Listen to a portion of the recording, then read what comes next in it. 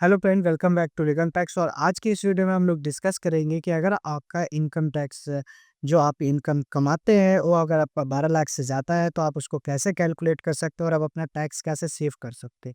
तो आज के इस वीडियो में हम लोग डिस्कस करेंगे। देखिए, गवर्नमेंट की तरफ से एक ऑलरेडी नोटिफिकेशन आया और वो एक एप्लीकेशन आया जिसके बेस पे आप अपना टैक्स कैलकुलेट कर सकते हैं, जो कि मैं आपको लिंक में दे दूंगा। ये गवर्नमेंट का है जिसमें आप टैक्स कॉम्प्रोमाइज़ कर सकते हैं, बट ये सिर्फ़ है न्यू टैक्स रेजिम के लिए। अगर आप न्यू टैक्स रेजिम में आते हैं, तभी जाके आप ये कैलकुलेट कर सकते हैं कि आपकी सैलरी कितना है, तो आपको कितना टैक्स पे करना पड़ेगा और कितना नहीं करना पड़ेगा।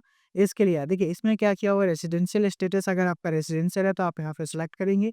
ये इंडिविजुअल के लिए ऐसे भी अभी कंपनी के लिए और इनके लिए नहीं है, तो ये रेजिडेंशियल के लिए है। रेजिडेंशियल के अलावा अगर आपका टैक्सेबल इनकम बनता है, सपोज़ मेरी टोटल इनकम बन रही है 13,50,000 का। तो मैंने 13,50,000 का, तो ये सब कुछ आ गया। आपका जो टोटल टैक्स पर एक्जिस्टेंस रेट आ जाएगा, ये आपका 1,14,400 का हो गया। Total tax as per financial year 25 के हिसाब से जो आपकी बनेगी वो 85,000 की बनेंगे। नेट टैक्स सेविंग जो आ रही है 28,600 की आ रही है। बट इसमें भी आप अपना जो आपका सेक्शन है उसके इसमें रिबेट लेके और आप अपना ये नील कर सकते हैं, ट्राई करेंगे तो हो जाएगा।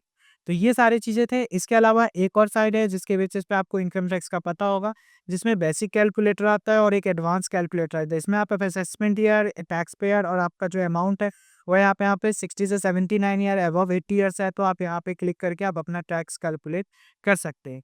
इसके अलावा जो आपका मेन इंपॉर्टेंट पॉइंट्स था जो मैंने आपको टैक्स स्लैब रेट्स के बारे में बताना था, वो ये है कि इसमें आपका अगर लास्ट ईयर अगर आपकी जो भी अभी 31 मार्च से पहले आपकी जो भी इनकम है, उसके ऊपर जो स्लैब लगेगा वो अप टू 3 लाख तक का नील का है। 3 से 7 लाख तक का तो 5 का है। 7 से 10 तक का आपका 10 लाख तक का हो गया। 10 से लेके 12 लाख 15,000 का हो गया। 12 से 15 तक का 20 है और अबव 15 है तो आपका 30% है जो कि आपको फाइल करना है। इसमें बेनिफिट रिबेट क्या है? देखिए, जैसे आप अगर आपको रिबेट मिलता है तो 7 लाख तक का अगर आपकी टोटल इनकम है तो उसमें एलिजिबल रिबेट है आपकी 25,000 तक का। उसके बाद सब चार्ज आपको लगेगा 10% of income 50 lakh and above. अगर 50 लाख से ज़्यादा की आपकी इनकम है तो उसपे 10% का सरचार्ज लगेगा। 15% इनकम 15% फॉर 1 से 2% के लिए और 25 फॉर द इनकम है वो 2 करोड़ का। अगर 2 करोड़ से ज़्यादा का है तो आपको जो सरचार्ज लगेगा वो 25% लगेगा। हेल्थ एंड एजुकेशन सेस लगता है, ये आपको ऑलरेडी पता है, जो 4% होता है।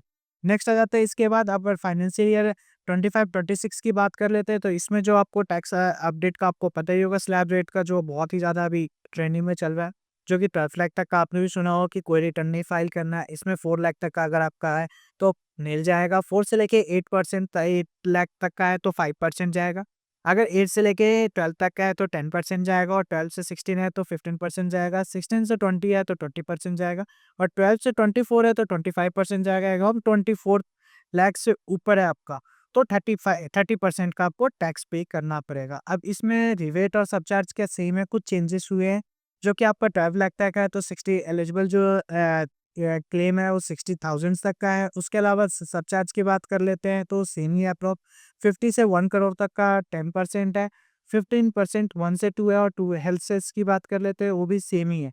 तो ये सारे टॉपिक में इंपॉर्टेंट थे जो कि स्लैब रेट्स के बारे में, जिससे आपका टैक्स सेव हो सकता है। तो होप ये वीडियो अच्छी लगी हो तो लाइक ज़रूर कर दीजिएगा और चैनल को सब्सक्राइब ज़रूर कर दीजिएगा, जिससे कि आपको लेटेस्ट अपडेट कोई भी वीडियो चाहिए इनकम टैक्स के रिगार्डिंग, वो आपको टाइम टू टाइम मिलता रहे। थैंक यू एंड धन्यवाद।